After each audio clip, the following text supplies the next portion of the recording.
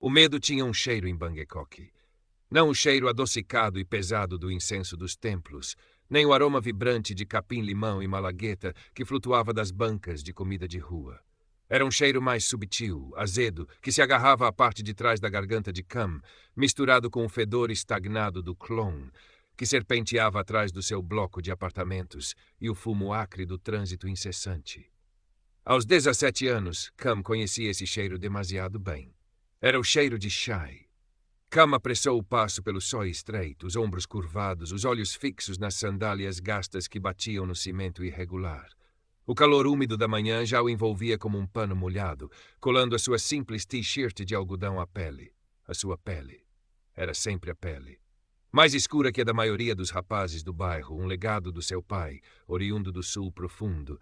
Um tom que o marcava tanto como a sua pobreza neste bairro labiríntico da vasta metrópole. Ele tentava ser invisível, fundir-se com as sombras das paredes manchadas de mofo e das portas de metal enferrujadas, mas a invisibilidade era um luxo que raramente lhe era concedido. "Ei, Dam Talui!" A voz, arrastada e trocista, cortou o ar, fazendo Cam encolher-se involuntariamente. Preto carvão. O insulto era tão familiar quanto doloroso. Chai estava encostado a uma motoreta barulhenta, rodeado pelos seus 2 lacaios habituais, Lek e Somchai. Chai, com a sua pele clara que ele parecia exibir como uma medalha, o cabelo cuidadosamente penteado com gel, as roupas de marca, provavelmente falsificadas de boa qualidade, mas ainda assim um símbolo de estatuto neste lugar. O seu sorriso era uma linha fina e cruel. "Para onde pensas que vais a rastejar, fantasma?" continuou Chai, usando outro apelido depreciativo, Fimo, que se referia à quietude e à cor de Cam. Cam murmurou um cumprimento baixo, tentando contorná-los. Mas Chai deu um passo à frente, bloqueando o caminho. Lek e Somchai riram-se. "Deixa-nos ver o que tens aí", disse Chai, arrancando a mochila poída do ombro de Cam. Os livros escolares e cadernos espalharam-se pelo chão sujo. Um pequeno caderno de desenho onde Cam esboçava cenas da vida no sói ou sonhava com guerreiros antigos aterrou perto dos pés de Chai. Com um desprezo deliberado, Chai pisou-o, deixando uma marca de sola lamacenta na capa. Cam sentiu uma onda de calor subir-lhe pelo pescoço, mas engoliu a raiva. Confrontá-los era inútil, apenas prolongaria a humilhação. Ele ajoelhou-se para apanhar as suas coisas, as mãos a tremer ligeiramente. "Olhem para ele, a apanhar o lixo", troçou Lek. "Talvez devesses ficar aí embaixo, é onde pertences", acrescentou Somchai. Cam ignorou-os, concentrando-se em recolher os seus pertences. Foi então que Chai reparou em algo que tinha caído do bolso da camisa de Cam. Um pequeno objeto de madeira escura, toscamente esculpido na forma de um elefante minúsculo. Não tinha valor monetário, mas para Cam era inestimável. Fora o último presente do seu pai, esculpido por ele pouco antes de morrer num acidente de trabalho quando Cam era pequeno. Era a sua única ligação tangível a ele, um amuleto silencioso contra a dureza do mundo. "O que é isto?" perguntou Chai, pegando no elefante. Ele examinou-o com um interesse fingido. "Um brinquedo para bebês? Ou talvez algo para trazer sorte? Não parece estar a funcionar muito bem contigo, Dam Talui." O sangue de Cam gelou. "Por favor, devolve-mo", pediu a voz pouco mais que um sussurro. Chai sorriu, um brilho perverso nos olhos. "Devolver? Por quê? Talvez eu precise de mais sorte do que tu." E com um movimento rápido e cruel, atirou o pequeno elefante de madeira para o Longfet do que corria ali perto. Um grito silencioso formou-se na garganta de Cam. Ele correu para a margem do canal, os olhos perscrutando a água escura e oleosa. Viu o elefante a boiar por um instante antes de ser engolido pela corrente lenta e pela imundície. Chai e os seus amigos explodiram em gargalhadas. "Parece que a tua sorte acabou de ir pelo cano abaixo", gritou Chai, antes de subir para a sua motoreta e arrancar, deixando Cam sozinho na margem do canal. O cheiro do medo agora misturado com o fedor da perda e uma nova e fria resolução que começava a endurecer no seu peito. A humilhação ainda queimava, mas por baixo dela algo diferente começava a agitar-se. Uma faísca de raiva pura, tão escura e profunda quanto a água do Klong. Naquela noite, Cam não conseguiu dormir. A imagem do pequeno elefante a desaparecer na água suja repetia-se na sua mente. Era mais do que a perda de um objeto. Era a profanação de uma memória sagrada, a última gota numa taça de humilhação que transbordava há anos. A sua mãe, Mai Noi, chegou tarde do seu trabalho de limpeza num hotel do centro, o rosto marcado pelo cansaço. Ela notou o silêncio invulgar de Cam, os seus olhos sômbrios. O que se passa, Lukshai, meu filho? Perguntou suavemente, pousando uma mão no seu ombro. Cam abanou a cabeça, incapaz de lhe contar. Não queria adicionar mais preocupações à sua vida, já tão difícil. Ele apenas forçou um pequeno sorriso e disse que estava cansado. Mas quando Mainoi adormeceu no colchão fino que partilhavam no seu pequeno quarto alugado, Cam levantou-se. À luz fraca de um candeeiro de rua que entrava pela janela sem cortinas, ele abriu uma velha caixa de cartão debaixo da cama. Lá dentro, entre alguns desenhos e recordações da sua aldeia natal, estava um folheto amarrotado de um festival de templo antigo, ilustrado com figuras em posturas de combate estranhas e poderosas. Muay Boran. A arte de luta ancestral tailandesa. Um tio seu, um agricultor forte e calado, tinha-lhe mostrado alguns movimentos básicos numa visita rara à aldeia, anos atrás. Cam tinha ficado fascinado, mas nunca tivera a oportunidade ou a coragem de aprender mais. Agora, olhando para as figuras no folheto, sentiu uma determinação que nunca antes experimentara.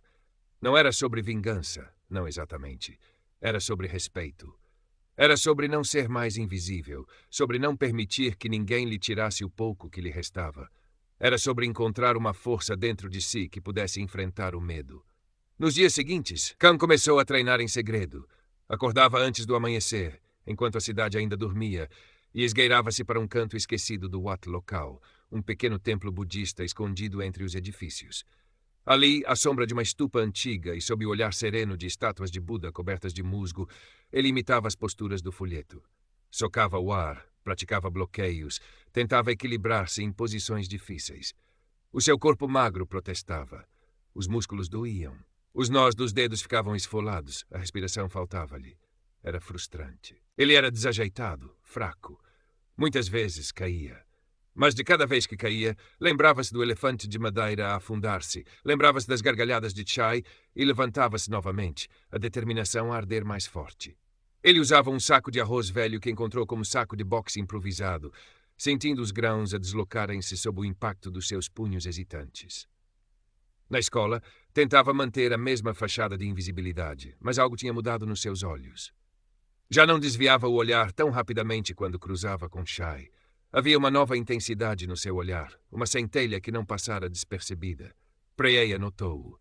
Ela era diferente das outras raparigas. Inteligente, observadora, com um humor seco e uma mente perspicaz. Não era convencionalmente bonita pelos padrões locais, o que a tornava à sua maneira também uma marginalizada. Um dia na cantina, quando Lek tentou roubar a comida de Cam, Preeya deixou cair acidentalmente o seu tabuleiro, entornando sumo pegajoso nos sapatos novos de Lek. Foi um pequeno ato de sabotagem feito com um piscar de olho cúmplice para Cam. Mais tarde, Preeya aproximou-se de Cam na biblioteca. Vi o que aconteceu no Soi outro dia, disse ela calmamente, referindo-se ao incidente do elefante. Chai é um idiota. Cam ficou surpreendido pela sua frontalidade. Ninguém nunca tinha falado assim de Chai para ele. Ele é, gaguejou Cam. O que vais fazer? Perguntou Preeya, olhando-o nos olhos. Cam hesitou. Eu estou a tentar ser mais forte. Preeya estudou-o por um momento. Força não é só músculos, Cam. É isto, disse ela, tocando suavemente na têmpora. Chai é forte porque todos têm medo dele, mas ele não é inteligente. Aquelas palavras ressoaram em Cam. Ele começou a conversar mais com Preeya. Descobriu que ela também desprezava a forma como Chai e o seu grupo agiam, como exploravam os mais fracos. Preeya era boa com tecnologia, pelo menos para os padrões do bairro. Sabia como usar o seu telemóvel velho para encontrar informações, como gravar vídeos discretamente. Uma aliança improvável começou a formar-se entre o rapaz silencioso e a rapariga perspicaz. A primeira prova da nova força de Cam, tanto física quanto mental, chegou algumas semanas depois. Ele viu Chai e Sonchai a intimidarem um vendedor de lukchin, almôndegas de peixe grelhadas idoso, exigindo comida de graça. O velho parecia assustado, prestes a ceder. Algo dentro de Cam estalou.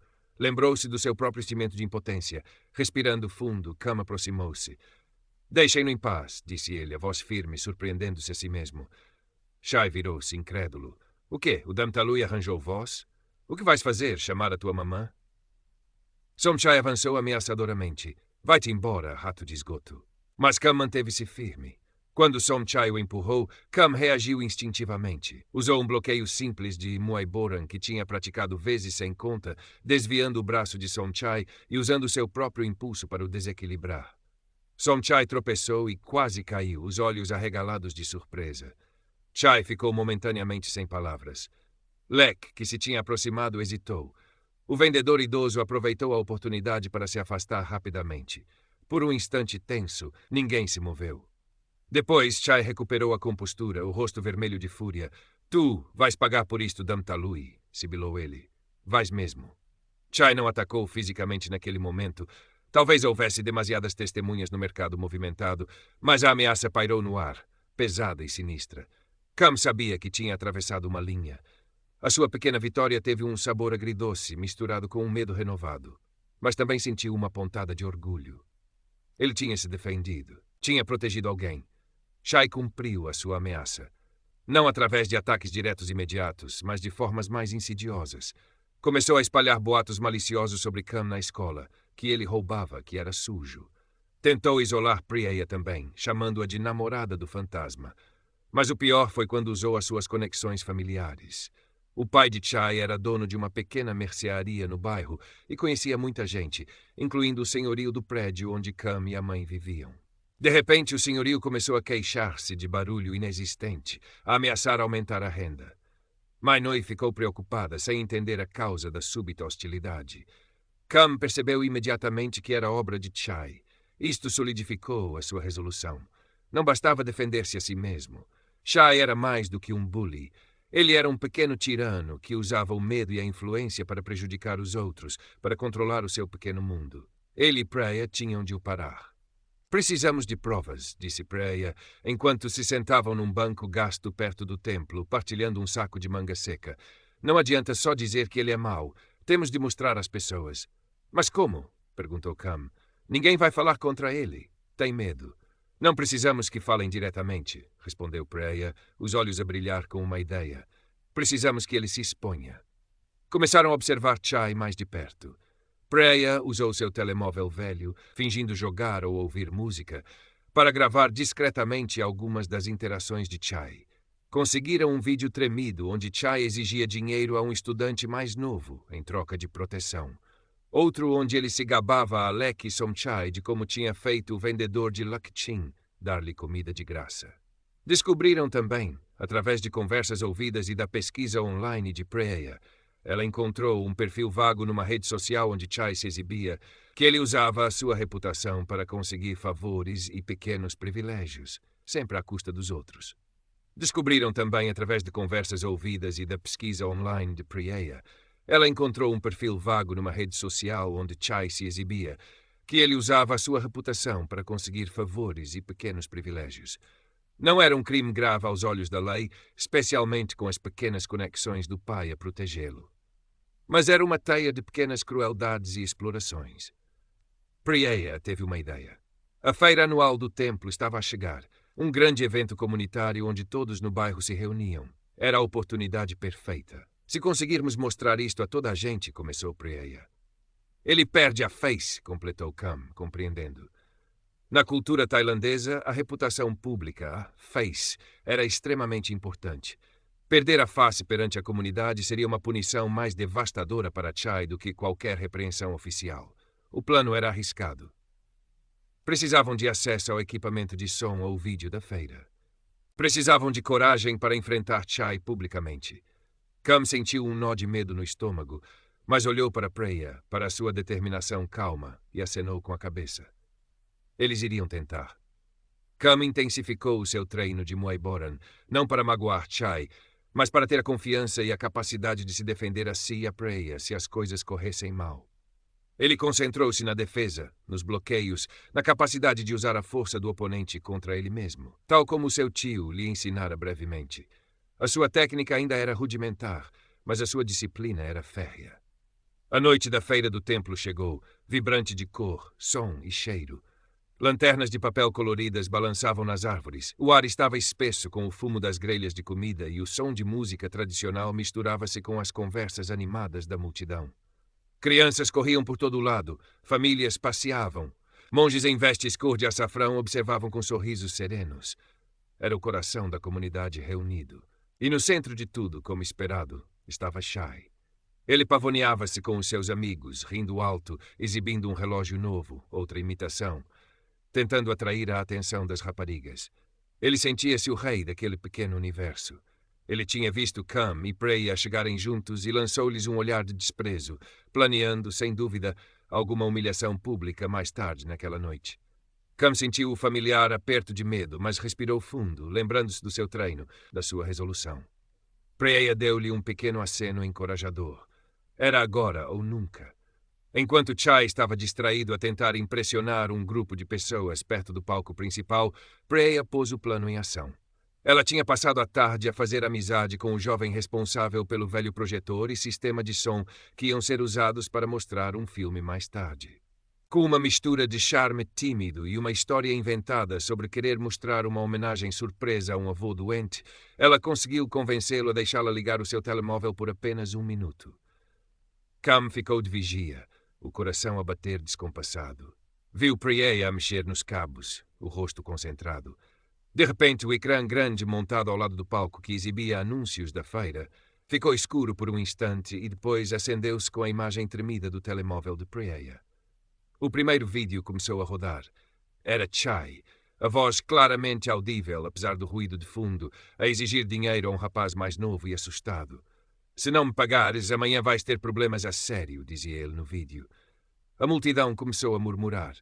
As pessoas viraram-se para o ecrã, confusas no início, depois reconhecendo Chai. O próprio Chai olhou para o ecrã, o sorriso a desvanecer-se, substituído por choque e depois pânico. O vídeo mudou. Agora era Chai a gabar-se a Lekki Somchai, aquele velho idiota do Lukchin. Dei-lhe um susto tão grande que ele me deu 3 espetadas de graça. É assim que se faz. Os murmúrios da multidão tornaram-se mais altos, agora tingidos de indignação. As pessoas olhavam de Chai no ecrã para o Chai real, que estava pálido e a tremer ligeiramente. Ele viu os rostos dos vizinhos, dos lojistas, dos pais dos seus amigos. Viu a sua face a desmoronar-se diante dos seus olhos. Parem isto! Quem fez isto? Gritou Chai, a voz esganiçada. Ele viu Preya perto do projetor e avançou na sua direção, cego de raiva. Foste tu, sua. Cam moveu-se rapidamente, interpondo-se entre Chai e Preya. Deixa em paz, Chai. Sai da minha frente, Damtalui, rugiu Chai, levantando o punho para atacar. Este era o momento que Cam temia e para o qual se preparara. Quando o soco de Chai veio desajeitado e impulsionado pela raiva, Cam não recuou. Ele desviou-se ligeiramente, usando um bloqueio de antebraço aprendido no templo. Ao mesmo tempo, girou, usando o impulso de Chai contra ele. Com um movimento fluido que surpreendeu a todos, especialmente a si mesmo, Cam agarrou o pulso de Chai e puxou-o para baixo, colocando um pé atrás do tornozelo de Chai. Chai caiu pesadamente no chão poeirento. Não houve brutalidade no movimento de Cam, apenas uma eficiência calma e precisa. Ele não retaliou mais. Apenas ficou ali, de pé, olhando para Chai no chão, ofegante e humilhado. O silêncio caiu sobre a multidão. Todos tinham visto. Tinham visto a gravação, tinham visto o ataque de Chai e tinham visto a defesa inesperada e controlada de Cam. Tinham visto a máscara de Chai cair, revelando o bully cobarde por baixo. Lekki e Somchai, que tinham começado a avançar para ajudar Chai, pararam, olhando para a multidão hostil e para o seu líder caído. Lentamente, recuaram e desapareceram nas sombras. O pai de Chai, um homem corpulento com um ar de importância afetada, tentou abrir caminho pela multidão. O que se passa aqui, o meu filho? Mas as palavras morreram nos seus lábios quando viu o olhar nos rostos das pessoas, quando percebeu a extensão da desgraça pública. Não havia nada que ele pudesse fazer. A face estava perdida. Chai levantou-se do chão, o rosto manchado de pó e lágrimas de raiva e humilhação. Ele lançou um olhar venenoso a Cam e Preya, mas não disse nada. Virou-se e abriu caminho pela multidão silenciosa que se afastava dele como se ele tivesse uma doença contagiosa. O rei tinha sido destronado. Nos dias que se seguiram, a queda de Chai foi rápida e completa. Os vídeos, embora não fossem provas legais esmagadoras, foram suficientes para destruir a sua reputação na pequena comunidade. Os seus antigos amigos evitavam-no. Os professores olhavam-no com desaprovação. Até as pequenas conexões do seu pai pareceram evaporar-se. O senhorio parou subitamente de incomodar Mainoi. Shai tornou-se uma figura isolada, ridicularizada em sussurros, um exemplo vivo da perda de face. O seu poder, construído sobre o medo e um privilégio superficial, desmoronou-se. Para Cam, a mudança foi igualmente profunda, mas na direção oposta. Ele já não andava curvado. Embora as cicatrizes emocionais do bullying permanecessem, o medo constante que o definira tinha sido substituído por uma calma recém-descoberta. Os vizinhos cumprimentavam-no com um novo respeito nos olhos. O vendedor de Lekchin ofereceu-lhe uma espetada extra com um sorriso agradecido. Priya tornou-se a sua amiga mais próxima, a sua camaradagem forjada na adversidade e na coragem partilhada. Ele continuou a visitar o templo ao amanhecer, mas agora não se escondia. Praticava Muay Boran abertamente, os seus movimentos mais fluidos, mais confiantes. Não era mais apenas uma ferramenta de defesa, mas uma disciplina, uma arte que o ligava às suas raízes e lhe dava força interior.